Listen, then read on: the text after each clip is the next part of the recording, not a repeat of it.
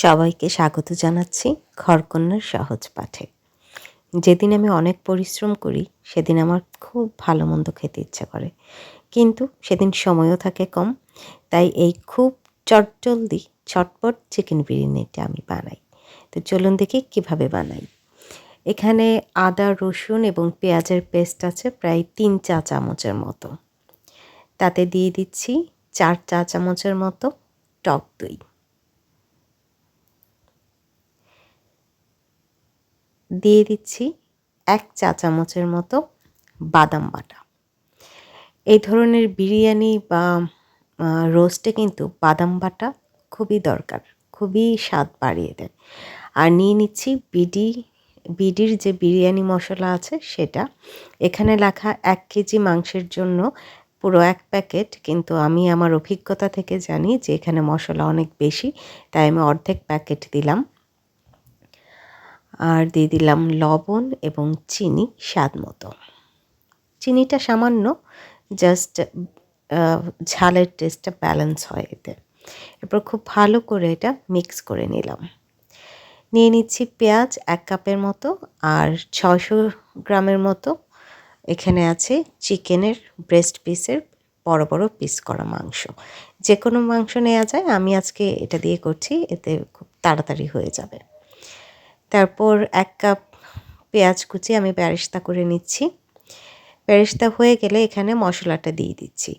যারা রেডিমেড বেরেস্তা ইউজ করবেন তারা একবারে ওই টক দইটার মিক্সচারে সেটা মিক্স করে দিয়ে দিবেন, তাহলে সময় আরও বাঁচবে। আমার কাছে আজকে ছিল না, তাই আমি আজকে পেঁয়াজ বেরেস্তা করে নিলাম।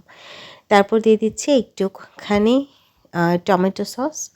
তারপর চিকেনগুলো এই কষানো মশলার মধ্যে দিয়ে খুব ভালো করে এটাকে রান্না করতে হবে।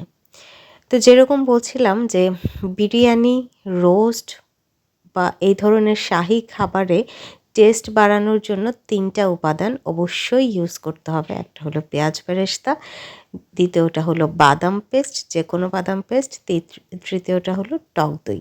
এই 3টে উপকরণ দিলেই মোটামুটি একটা মজাদার খাবার তৈরি হয়ে যায়। তো এভাবে নেড়ে চেড়ে কিছুক্ষণ পরপর নেড়ে দিতে হবে যেন মশলাটা লেগে না যায়। খুব ভালো করে যখন চিকেনটা হয়ে যাবে এরকম, তখন আমি গ্রেভি থেকে চিকেনগুলোকে ঝোলটা যতটা সম্ভব ঝেড়ে শুধু মাংসগুলোকে তুলে আলাদা করে নিচ্ছি।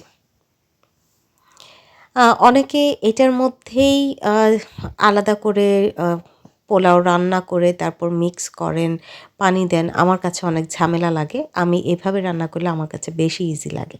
তো এখন সেই মশলাটার মধ্যে আগে থেকে ধুয়ে পানি ঝরিয়ে রাখা চাল, চিনি গুঁড়া চাল, এখানে পোলাওয়ের চাল, সেটাকে খুব ভালো করে আমি ভেজে নিব, ঠিক যেমনটা পোলাও রান্নার সময় আমরা ভাজি চালটাকে।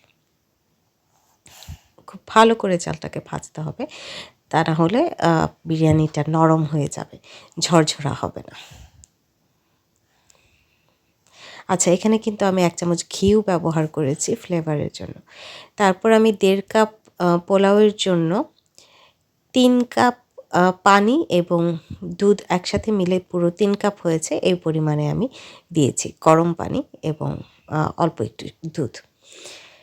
তারপর যখন পানিটা এরকম টেনে আসবে, মানে মোটামুটি চালগুলি 80% সিদ্ধ হয়ে যাবে, তখন আমি এইটার সাথে মাংসটা মিক্স করব। মাংসটাতে যদি আমি পানিটা দিয়ে দিতাম একসাথে, তাহলে মাংসটা আমার কাছে পানসে লাগে, অতটা টেস্টি লাগে না।